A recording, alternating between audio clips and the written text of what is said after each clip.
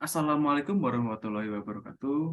Kami dari kelompok 5 yang beranggotakan saya sendiri yaitu Bisena Arya Wibowo, lalu ada rekan saya Eko Prasetyo bersama Khairul Anam, Amelia Purnama, dan Luluk Taufikul.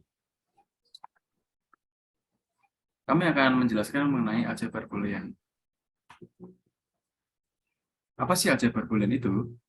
Aljabar boolean adalah cabang matematika yang mengkaji tentang aljabar logika, yaitu suatu sistem aljabar yang mendasarkan pada dua nilai kebenaran, yaitu benar adalah 1 dan salah adalah 0.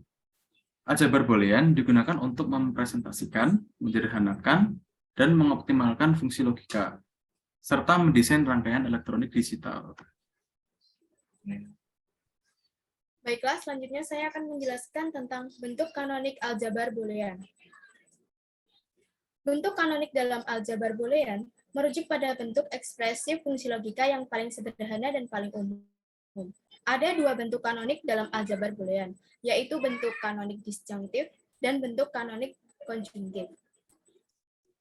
Bentuk kanonik disjunktif juga dikenal sebagai bentuk sum of product atau biasanya disingkat sebagai SOP. Bentuk ini dinyatakan sebagai penjumlahan atau OR dari beberapa kelompok yang terdiri dari beberapa variabel atau komplementasi variabel. Setiap kelompok disebut sebagai minterm.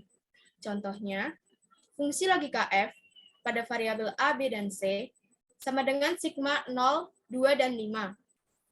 Dapat ditulis dalam bentuk kanonik disjunktif sebagai F, A, B, dan C sama dengan dalam kurung negasi A, N negasi B, N negasi C, or negasi A, N, B, N negasi C, or A, N negasi B, N, C. Selanjutnya yaitu kanonik konjungtif yang juga dikenal sebagai bentuk product of sum atau biasanya disingkat sebagai POS. Bentuk ini dinyatakan sebagai hasil kali atau N dari beberapa kelompok yang terdiri dari beberapa variabel atau komplementasi variabel.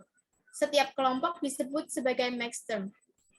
Contohnya, fungsi logika F, variabel A, B, dan C sama dengan P dalam kurung 1, 3, 4, 6, dan 7 dapat ditulis dalam bentuk kanonik konjungtif sebagai F dalam kurung A, B, dan C sama dengan dalam kurung A or negasi B or C, N dalam kurung A or B or C, N dalam kurung negasi A or B or negasi C, N negasi A or negasi B or negasi C.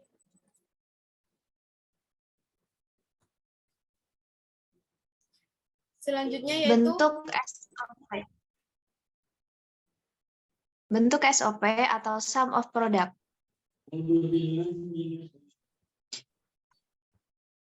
Seperti yang kita tahu, aljabar boolean mempunyai dua bentuk, yaitu bentuk kanonik dan bentuk baku. Nah, kedua bentuk ini dapat diekspresikan dalam dua bentuk, yaitu bentuk SOP atau sum of product dan bentuk POS atau product of sum. Kali ini, saya akan menjelaskan mengenai bentuk SOP atau sum of product. SOP merupakan representasi penjumlahan dari hasil kali, misalnya A, N, B kali C, N, A kali B. Untuk dapat memperoleh ekspresi boolean yang harus diperhatikan, yaitu output dari SOP sama dengan 1. Next.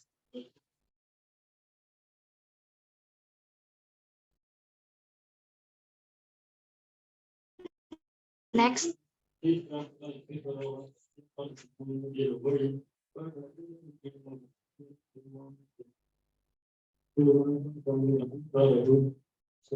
SOP merupakan representasi penjumlahan dari hasil kali, di mana variabel dikalikan terlebih dahulu, kemudian produk boolean diterapkan dalam suku penjumlahan.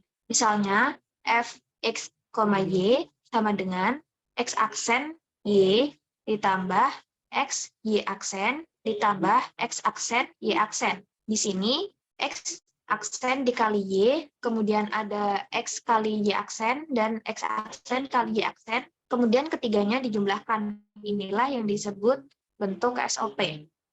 Jika digambarkan dalam bentuk tabel, dapat kita lihat pada tabel berikut. Jika X sama dengan 0 dan Y sama dengan 0, maka sukunya adalah X aksen, Y aksen. Jika X sama dengan 1, Y sama dengan 1, maka sukunya X, Y. 0 disebut sebagai komplement, dan 1 disebut sebagai variabel. Next.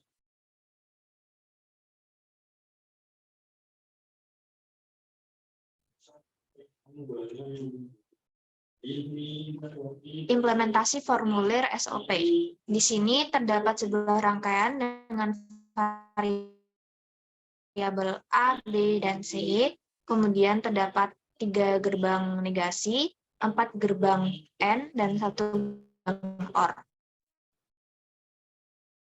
Fokus saja ke gerbang AND dan gerbang OR. Hasilkan produk negasi A kali B kali C, kemudian A kali negasi B kali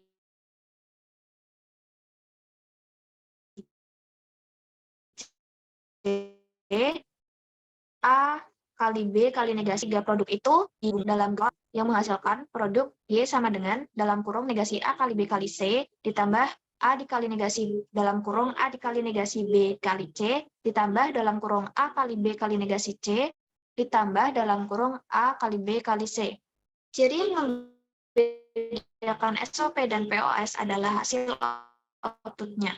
Jika SOP memiliki output produk 1, POS memiliki output 0. Misalnya dalam tabel berikut ada 8 produk yang dihasilkan. Kita mengambil 4 produk saja yang menghasilkan nilai 1, yaitu dari A sama dengan 0 dan B 0, A sama dengan 0 dan B1, A1 B0, dan A1 B1 yang keempatnya sama-sama menghasilkan produk Y sama dengan 1.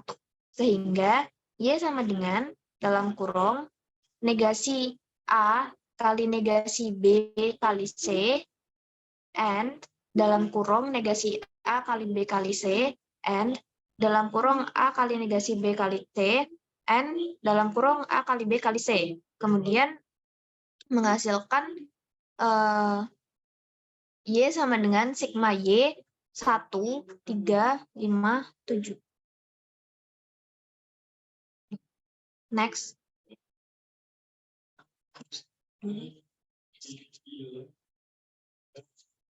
Tabel perbandingan SOP dan POS. Jika SOP memperluas ke jumlah produk, maka POS memperluas ke produk jumlah.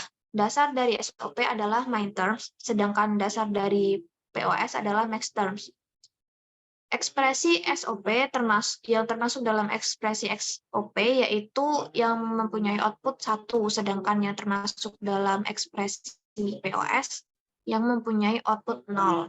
Metode dalam SOP yaitu 1 sama dengan variabel dan 0 sama dengan komplement, sedangkan dalam POS sebaliknya, 1 sama dengan komplement dan 0 sama dengan variabel.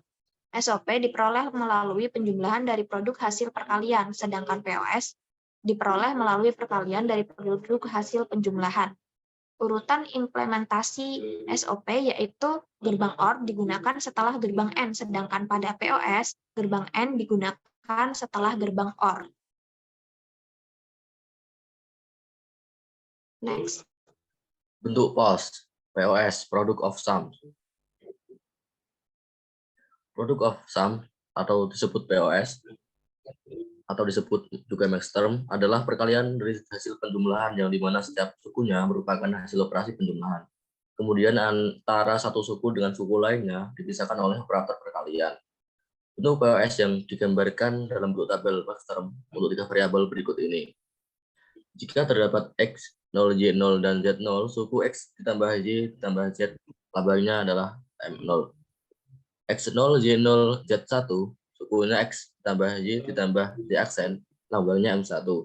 X0, Y1, Z0, sukunya adalah X ditambah Y aksen ditambah Z, labelnya M2. Untuk X0, Y1, Z1, sukunya X ditambah Y aksen ditambah Z aksen, labelnya M3. Untuk X1, Y0, dan Z0, sukunya X aksen ditambah Y ditambah Z, labelnya M4. Untuk X1, Y0, dan Z1, sukunya X aksen ditambah Y ditambah Z aksen, tambahnya M5. Untuk X1, Y1, dan Z0, sukunya adalah X aksen ditambah Y aksen ditambah Z, tambahnya adalah M6. Untuk terakhir X1, Y1, dan Z1, sukunya adalah X aksen ditambah Y aksen ditambah Z aksen, tambahnya adalah M7. Berikut ini contoh produk untuk produk of sum POS. 1. Jika F dalam kurung X, Y, Z sama dengan dalam kurung X ditambah Y ditambah Z dikali X aksen ditambah Y ditambah Z, yang disebut juga kanonik POS. 2. Jika F dalam kurung X, Y, Z sama dengan X dalam kurung Y ditambah Z, yang disebut standar POS. Jika F dalam kurung X, Y sama dengan dalam kurung X aksen ditambah Y dikali dalam kurung X ditambah Y aksen dikali dalam kurung X aksen ditambah Y aksen. Dari perkalian tersebut, setiap suku merupakan hasil penjumlahan. Setiap suku tersebut memiliki literal lengkap.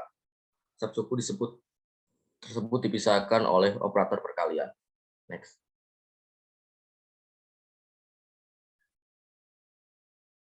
Implementasi formulir POS. Bisa dilihat dari gambar tersebut, ada 3 variabel dan juga ada 3 gerbang negasi, 4 gerbang AND, dan 1 gerbang OR. Saya akan melanjutkan yang langsung hasilnya saja. Y sama dengan negasi A dikali B dikali C ditambah A dikali negasi B dikali C ditambah A dikali B dikali negasi C ditambah A dikali B dikali C. Dalam bentuk POS, maka yang dilihat Y sama dengan 0. Dilihat dari tabel berikut ini, hasilnya adalah Y sama dengan A ditambah B ditambah C dikali dalam kurung A ditambah negasi B ditambah C dikali dalam kurung negasi A ditambah B ditambah C dikali negasi A tambah negasi B ditambah C. Hasilnya yaitu Y sama dengan Y0 dikali Y2 dikali Y4 dikali Y6. Y sama dengan PY dalam kurung 0, 2, 4, dan 6. Jadi Y sama dengan sigma Y dalam kurung 1, 3, 5, dan 7. Sama dengan sigma Y, sama dengan PY dalam kurung 0, 2, 4, dan 6.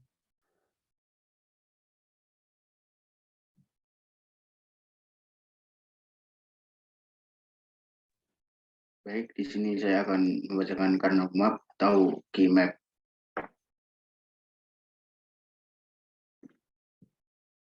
Yuk, next.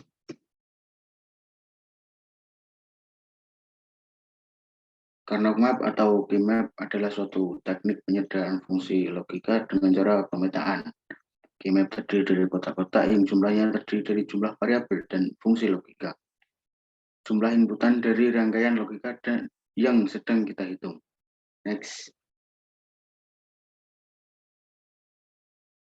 Langkah-langkah pemetaan key map. Yaitu ada 5 langkah. Yang pertama, penyusunan aljabar boolean. Yang kedua, menggambarkan rangkaian digital. Yang ketiga, membuat tabel kebenaran. Yang keempat, merumuskan tabel kebenaran. Yang kelima, memasukkan tabel kebenaran ke key map. Bisa dilihat pada gambar yang di samping. Yuk, next. Ada beberapa macam-macam key map. Yaitu ada 6 variabel. Yang pertama, 2 variabel, yang ketiga tiga variabel, yang keempat 4 variabel, yang kelima 5 variabel, yang keenam 6 variabel. Contoh key map 2 variabel. Key map 2 variabel seperti model 1 dan 2. Dan tabel kebenarannya yaitu jika A 0, B 0, maka Y A aksen dan B aksen. Setiap variabel aksen benar 0. Dan jika A jika value map 3 dan A1 dan B1, maka hasilnya AB. Baliknya, setiap variabel aksen bernilai 1. Next.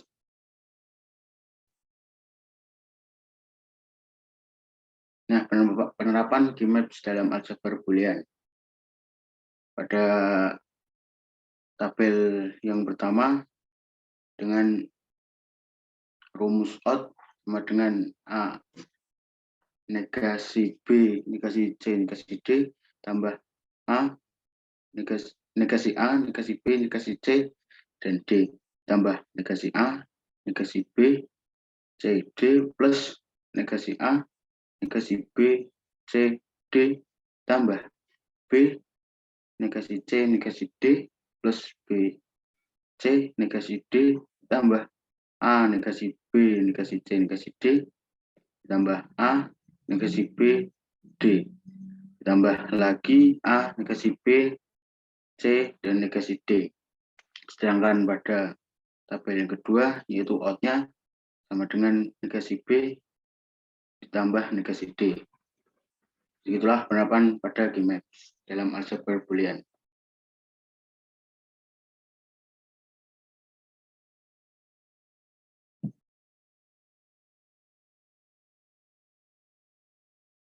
Sekian dari kelompok kami. Terima kasih.